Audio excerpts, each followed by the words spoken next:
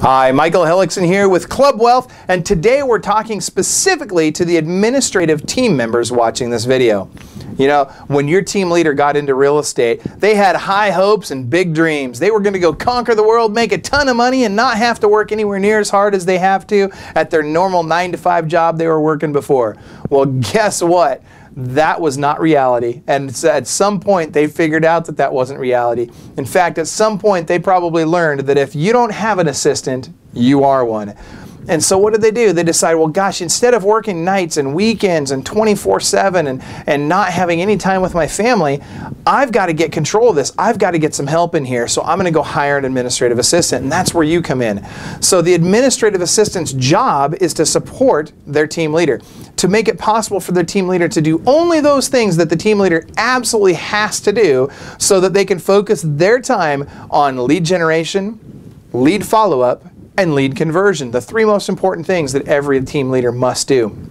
Now, in order to provide them with that level of support, you have to understand what to give them, and what that means is you have to deliver completed staff work to that team leader.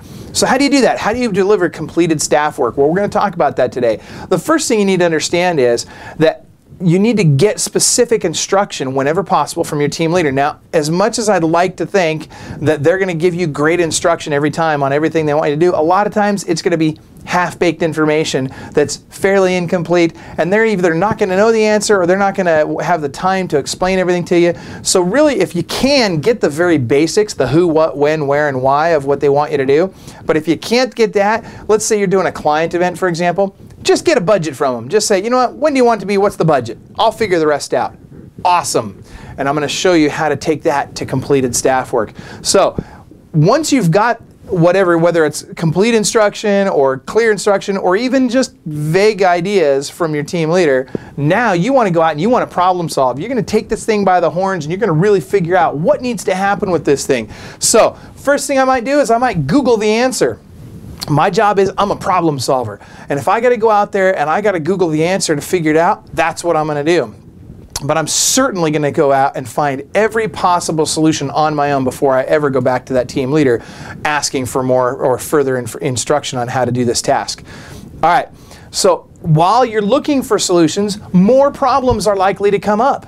Guess what? Don't go to the team leader and say, oh no, I hit a roadblock, what do I do? Heck no. Go find a solution to that roadblock. Figure out how to get around it.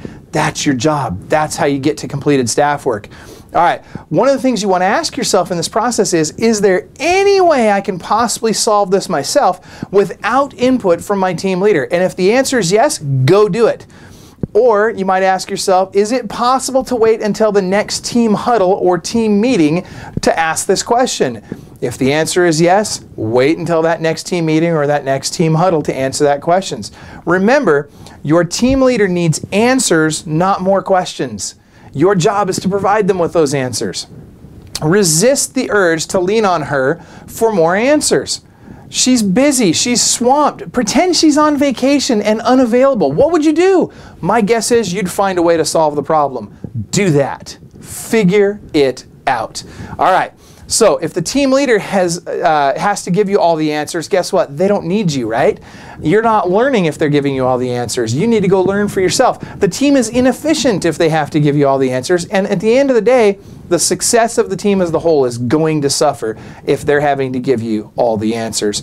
The team leader would be wasting a ton of time if everybody on the team just kept going to them with question after question after question. How are they going to get the things done that are required to make it rain? We call team leaders rainmakers in this industry, right? Because that's their job. Their job's to bring in leads and to bring in transactions. Your job is to make it happen. They're the hunter, you're the skinner, right? We've all heard these things before, but you got to make sure that we're supporting them at a level that they don't have to provide you with detail after detail after detail. Again, make sure they're focused on lead generation, lead follow-up, and lead conversion. Your job is to manage them, not the other way around, okay? All right, so if I can't figure the answers out any other way, I might go to my other team members and ask them. If all else fails and my team members don't know the answer, ask your coach. And by the way, if you're coaching with Club Wealth, your coach is available to you and your entire team. That's part of the deal when your team leader is coaching with Club Wealth. It's that you have the ability to reach out to your coach and ask questions. In fact, if you're having a challenge with the team leader, give your coach a call, your Club Wealth coach, that is. Now, I'll be honest with you, we're not going to tattle on you, or we're not going to carry that back to the team leader necessarily, but you need to understand that even though we can have a private one-on-one conversation, our job is to take care of the team as a whole. So when in doubt, if you've got a problem and you've gone through everything else, before you go back to the team leader with it necessarily, check with your coach, see if they can help you with it. The final test to determine if you have really truly completed or finished completed staff work is this: would my team leader put his or her name on this and literally take responsibility for this with their professional reputation on the line as it is currently written or as it is currently completed?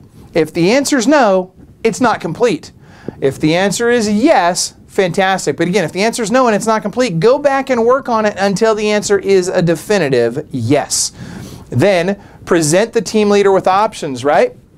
So here's the thing. I'm going to get down here. I'm going to present them with all the options available to them in a short, concise manner. What I don't want to do is give them the whole load of hay. I want to give them the information that they need to be able to make a decision. But if they want more information, if I've given them a short answer and they want more information, guess what they're going to do? They're going to ask me for that. So I want to make sure that I just give them what I think they absolutely need to know to make their decision, and then they can move on.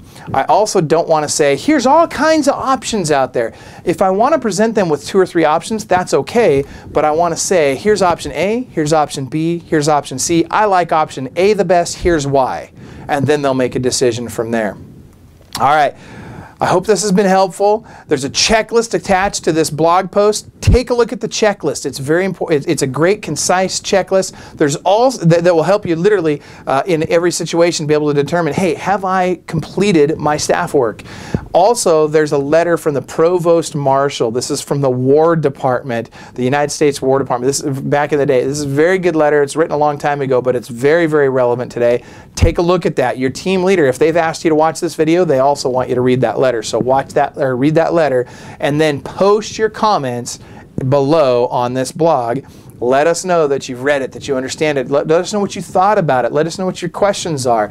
But definitely make your comments in the box below. I hope again that this has been helpful and relevant for you. This is Michael Hellickson with Club Wealth saying, remember, you are world class.